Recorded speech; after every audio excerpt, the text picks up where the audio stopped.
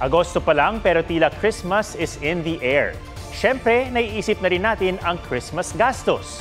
Para di magka-hangover sa spending, ito ang ilang tips sa report ni Von Aquino.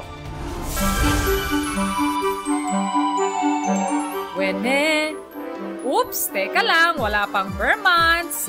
Pero kung sa social media, sumisili pa lang si Jose Marichan. Sing along with me.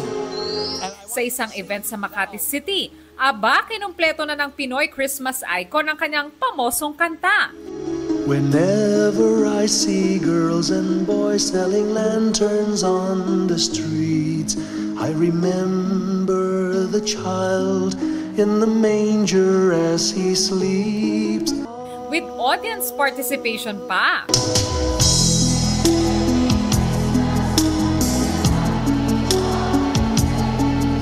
Ang event kung saan present din si Santa Claus, naging advanced Christmas treat lalo't mahigit 3 linggo na lang. Simula na ng panahon ng Paskong Tatak Pinoy. Dahil kumanta siya maaga, sana matrigger din yung mga tao mag-isip na okay, kailangan ko na magplano.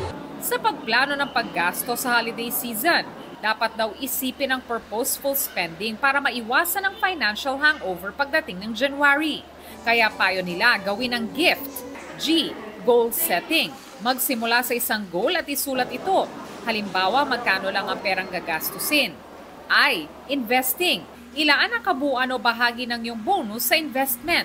Set aside at least about 15 to 20% of that to invest para yun yung magiging long-term na savings mo or investment mo. And maraming investments na pwede. Pwede time deposit, pwedeng mga bonds. F. Following your budget para hindi sumobra sa paggastos.